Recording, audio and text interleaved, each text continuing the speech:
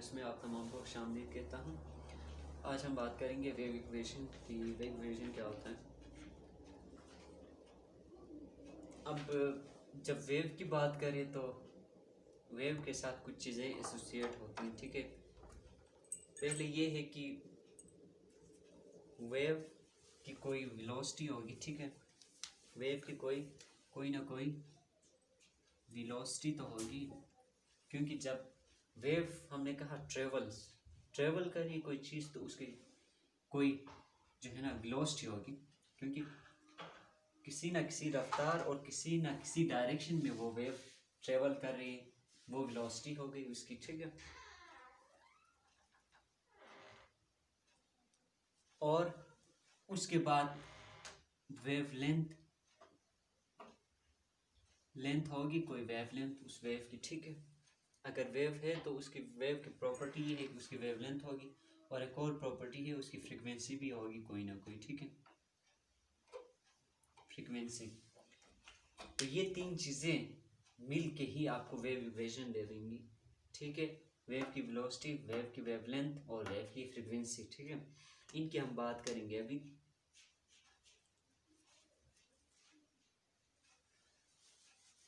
तो इसी को कहते हैं वेवलेंथ, जो है ना वेव इक्वेशन है। वेव इक्वेशन द रिलेशन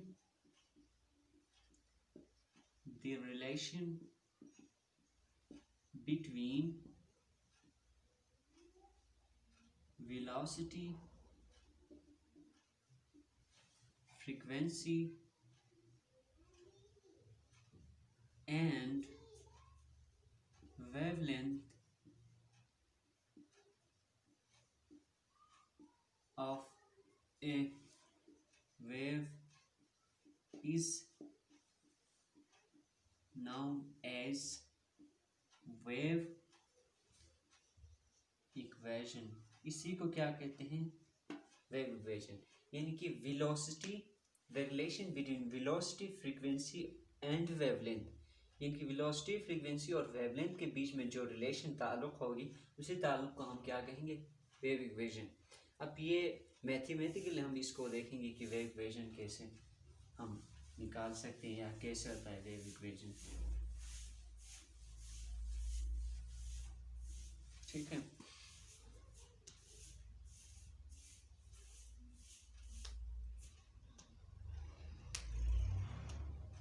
अब वेव एक जगह से क्या करें, एक जगह से दूसरी जगह, ठीक है, पहुंच रही है। तो जब पहुंचेगी तो इसकी कोई ना कोई वेलोसिटी, जब ट्रेवल करेगी ये वेव तो इसके साथ कोई वेलोसिटी एसोसिएट होगी, कोई वेवलेंथ होगी और कोई फ्रीक्वेंसी होगी, ठीक है। अब वेलोसिटी का तो आपने फॉर्मूला आपने पढ़ा हुआ है, velocity is equal to distance divide by time. ये तो सबको याद है वेलोसिटी का फॉर्मूला। तो velocity is equal to distance divided by time। ये distance divide by time velocity का फार्मूला।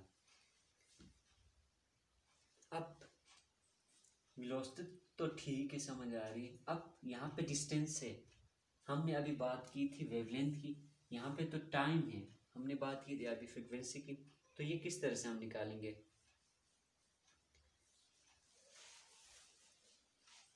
अब एक वेव है आपके पास, ठीक है। पॉइंट ए से पॉइंट बी तक आपके पास वेव मूव कर रही, ठीक है। ये कोई वेव है आपके पास, ठीक है। दोबारा से बना लेता हूँ, सॉरी मैं।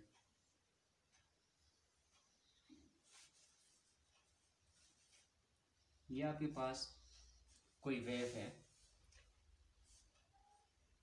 पॉइंट ए से बी के दरमियान जितना भी इसने टाइम लिया है, इसको टाइम पीरियड कहते हैं। इस वेव का क्या कहते हैं, time period of A wave. If A time taken by wave in moving from one point to another is equal to time period। जितना भी टाइम कोई ये वेव पॉइंट ए से बी के दरमियान ले लेता है, वो टाइम इसका टाइम पीरियड कहलाएगा। इस वेव का क्या कहलाएगा, टाइम पीरियड। टाइम पीरियड की हमने इस पे खासा हमने बात की थी लास्ट लेक्चर्स में, तो वो आप देखें, वो लेक्चर्स पढ़े हुए हैं, ठीक है, चैनल में।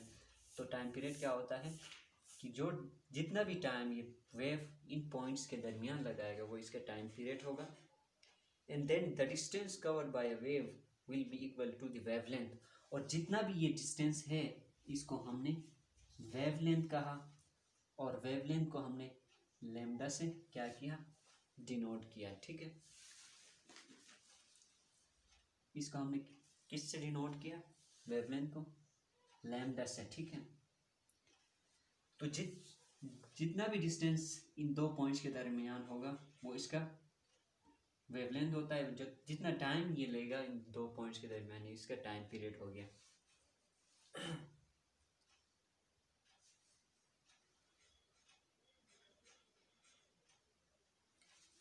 तो ये थी वेवलेंथ और टाइम पीरियड।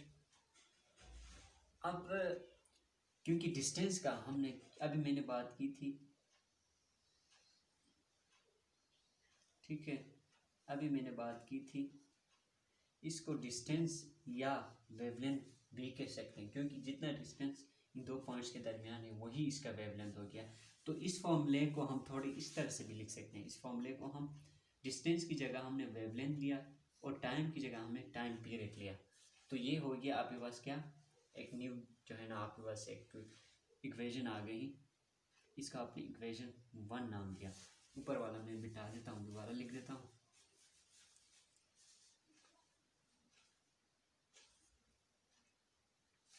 एक और चीज़ लास्ट लेक्चर में हमने बात की थी कि एक क्रस्ट, इसको हमने highest point of A wave को हमने क्या कहा था, वेव में जो हाईएस्ट पॉइंट है उसको हमने क्रस्ट कहा था, ठीक है।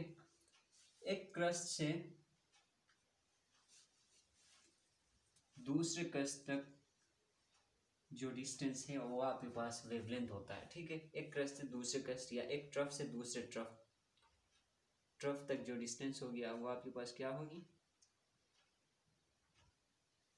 वेवलेंथ होगी। वो डिस्टेंस उन दोनों दो क्रस्ट या दो ट्रफ्स के दरमियान।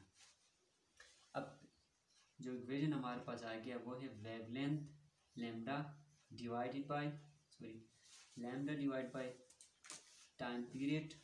इसको मैंने इक्वेशन 1 नाम दे दिया, ठीक है। टाइम पीरियड और फ्रीक्वेंसी एक दूसरे के इन्वर्स होते, ठीक है। ये दोनों हमेशा इन्वर्स होंगे, टाइम पीरियड और फ्रीक्वेंसी। अगर टाइम आपके पास वेव ज़्यादा ले रहे हैं तो उसकी फ्रीक्वेंसी कम है, तो फ्रीक्वेंसी ज़्यादा है तो टाइम कम है, ठीक है, टाइम पीरियड कम है। ये दोनों एक दूसरे के रेसिप्रोकल है, ठीक है, इन्वर्स या रेसिप्रोकल एक ही बात है।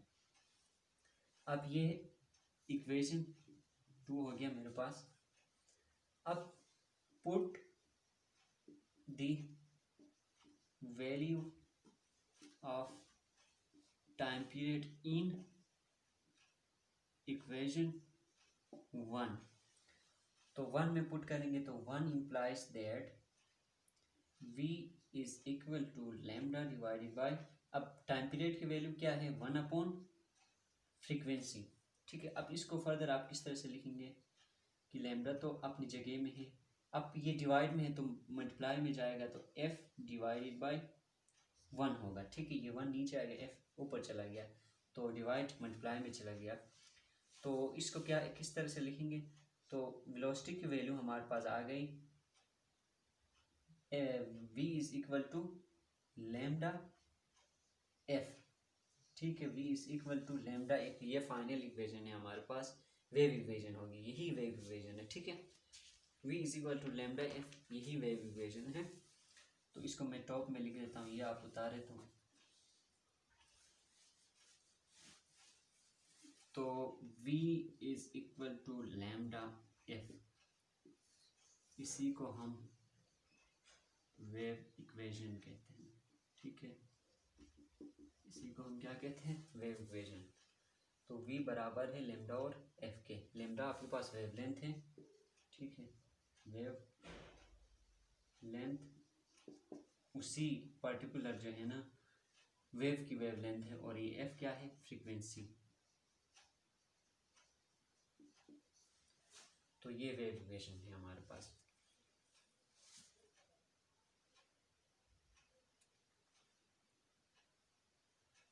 तो आज तक के लिए इतना ही। तो अगले लेक्चर में मुलाकात होगी, तब तक के लिए अपना ख्याल रखिएगा। अल्लाह हाफिज़।